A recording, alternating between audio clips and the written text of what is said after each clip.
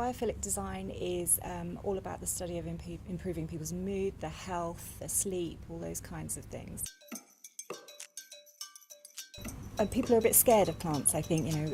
They think they're difficult to look after, you have to repot them, and you really don't. So if you're careful with what you choose and you ask advice, any good garden centre will provide you with lots of advice. The plants I would recommend if you're not familiar with gardening are really easy to care for. So things like succulents, things like aspidistra, which is bomb-proof. If I can keep these, anyone can keep them. Think about the heights of things. If you don't have much room, again, we've mentioned hanging plants, hanging things from the ceiling. String of pearls are really good for that.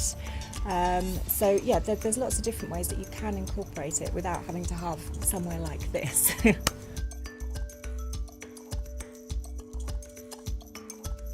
I think key for autumn, as we've already sort of touched on, is very much those 70s colours, the aubergines, the mustards, the oranges.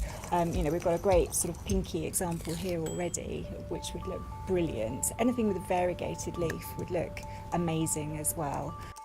It's thinking about what statement you want to make. It may be that you go for one amazing show-off piece, or you may go for lots of little ones.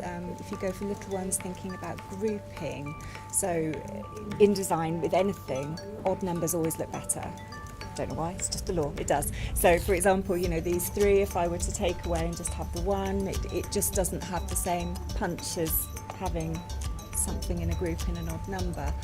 I think social media has had a massive influence on lots of design elements. Pinterest is the go-to place for people looking to redesign their home. It's accessible, it kind of gives you a glimpse into what an interior designer might do with a space, and increasingly we're seeing designers using that biophilic theology, I guess. They have such a positive impact on where you're living in your working space that it's really worth just giving it a go.